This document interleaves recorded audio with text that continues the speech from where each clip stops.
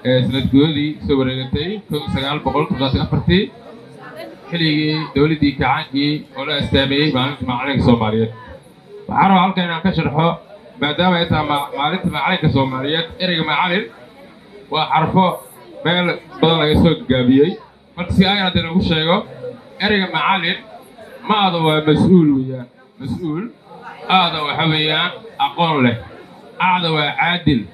هذا كان وحوي أنشح ونكسن مركيري معلم وحكوت لبلا كوجي تو وحكوت عرفها لبلا الصومالي ويان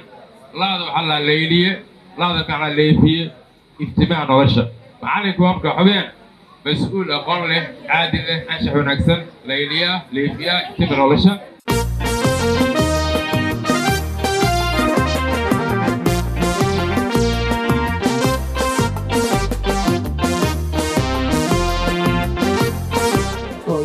ayagana waxaan halkaan ugu diraynaa hambalyo maanta arday kasta meeshaan wuxuu ku fadhiyaa jacayl uu qabo macalinkiisa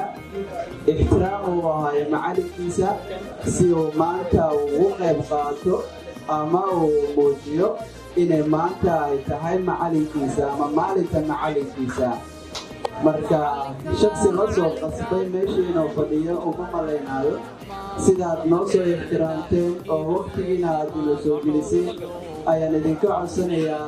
inaadan macallimiintiina aad u ixtiraamtaan oo aadan dhibina oo aanan nala dhihin aamus oo aanan lagu dhihin fadhiiso oo markaas si isxilqaan ah oo markaasi aad ku aamustaan waa mahadsantihiin mugdigiyo jahliga isaga masaxaye macalinkiina waxaan waynaa waan fadhiyo macallimiinta Soomaaliyeed meel walba ay joogaan ereyga macallin qalqeexa hadii loo inta lagu soo koobi karo waxaan waynaa waan fadhiyo macallinkii koowaad oo hooyadii inaad wax fadhiyo taasi oo markii ugu horeysay markaad dhashay qofkii ugu horeeyay wax baro 5 sano macnaha kaga mahadcelinaya wax ka badan waxa dhahaa fadhiyo haddii ku sanaado oo fadhiyo hada halkan soo koobi karo xala soo kana waan fadhiyo sanadka hore sidoo kaleena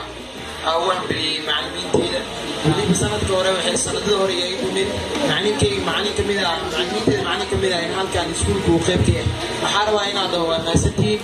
duudii waqtiga ay geliseen waxa harjeenaa meeshii ay arteen ka sareysan ka soo dalaalay waxa rabaa inaad si qaas ah ugu mahadceliyo maamulkii iskuulka